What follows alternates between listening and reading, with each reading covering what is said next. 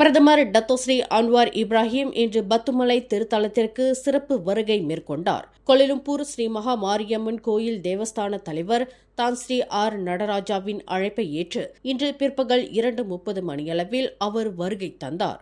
பத்துமலைக்கு வருகை தந்த பிரதமரை தேவஸ்தான தலைவர் தான் ஸ்ரீ ஆர் நடராஜா மற்றும் அதன் அறங்காவலர் டத்தோ என் சிவகுமார் ஆகியோர் பொன்னாடை போர்த்தி மாலை அணிவித்து சிறப்புடன் வரவேற்றனர். பிரதமரின் இந்த வருகையொட்டி தேவஸ்தானம் மற்றும் அமைச்சர்கள் டத்தோஸ்ரீ ஆர் ரமணன், கோபிந்த் சிங், மாய்கா தேசிய தலைவர் தான் ஸ்ரீ SA விக்னேஸ்வரன் மற்றும் துணைத் தலைவர் டத்தோஸ்ரீ M சரவணன் ஆகியோர் சார்பில் பிரதமருக்கு சிறப்பு நினைவு பரிசு வழங்கப்பட்டது.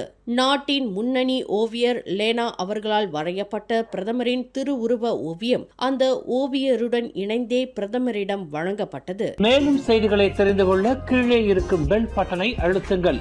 உங்கள் மகிழ்ச்சியை வெளிப்படுத்த லைக் மற்றும் ஷேர் செய்யுங்கள். தொடர்ந்து திசைகளோடு இணைந்திருக்க சப்ஸ்கிரைப் செய்யுங்கள்.